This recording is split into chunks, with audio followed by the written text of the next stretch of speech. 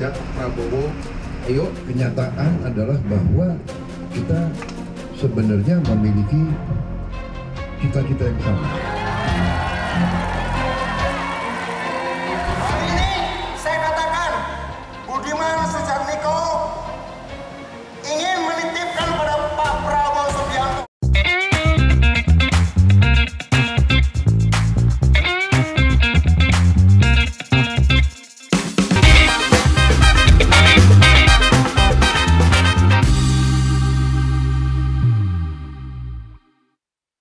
Saya kenal Budiman Sujatmiko mungkin sekitar waktu tahun 2019.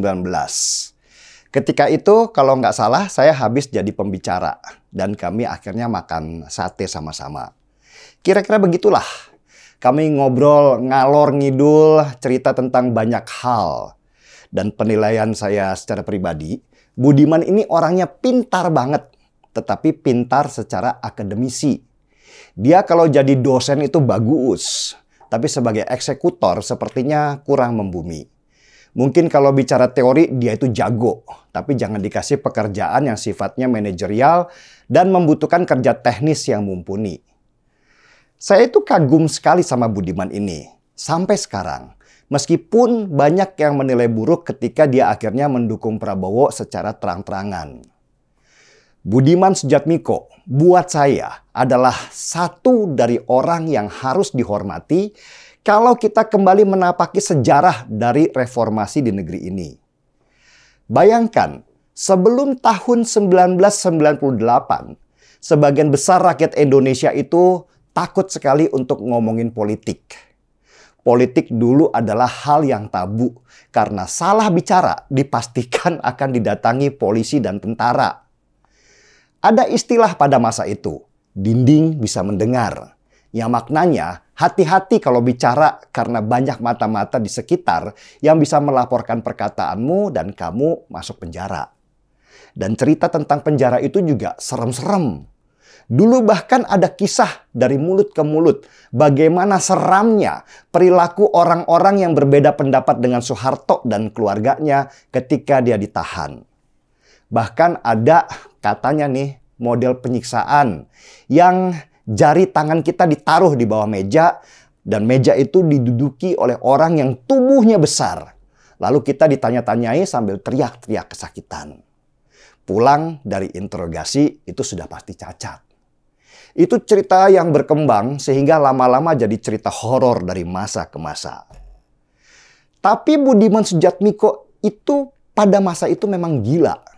Usianya pada waktu rezim Soeharto berkuasa dengan otoriter dan kejam itu masih sekitar 20 tahunan. Dan di usia semuda itu dia mendirikan Partai Rakyat Demokratik atau PRD. Zaman Orde Baru mendirikan partai baru selain Golkar, PDI, dan P3 itu sungguh menyeramkan.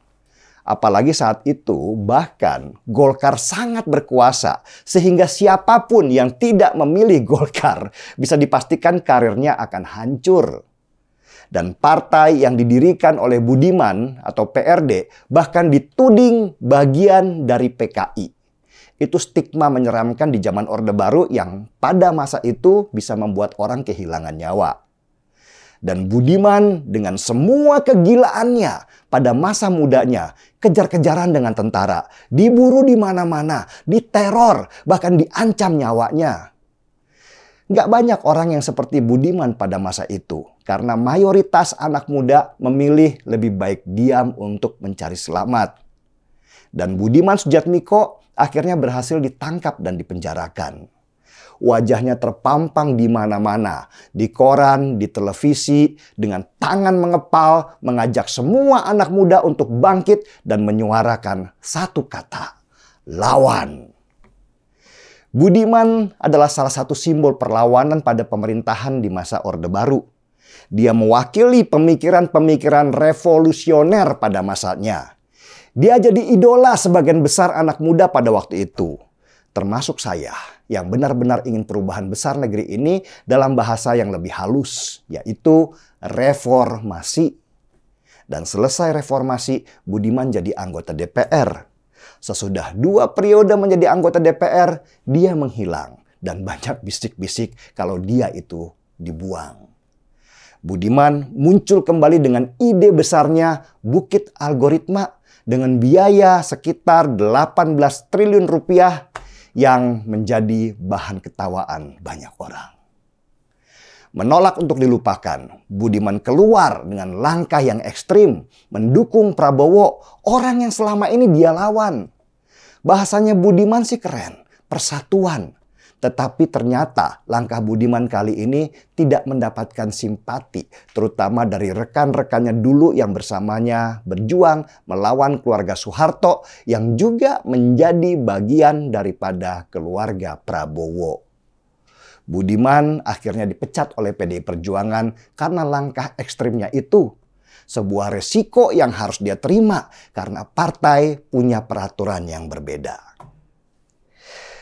Tapi apapun, itu tidak membuat hormat saya kepada Budiman Sujatmiko hilang. Apapun pandangan politiknya sekarang, dia adalah bagian dari sejarah bangsa ini yang nggak bisa disingkirkan. Seperti pepatah bilang, nggak ada yang abadi kecuali perubahan itu sendiri. Budiman tidak akan pernah berubah cara mencintai negerinya sendiri. Hanya mungkin dia terlena dengan banyak janji di saat dia sendiri punya masalah dengan kondisi pribadi. Untuk saudaraku Budiman Sujatmiko, sebagai rasa hormat atas perjuanganmu dulu, izinkan saya mengangkat secangkir kopi.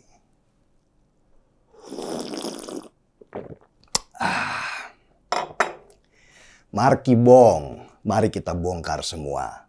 Saya Denny Siregar, kita di acara Timeline.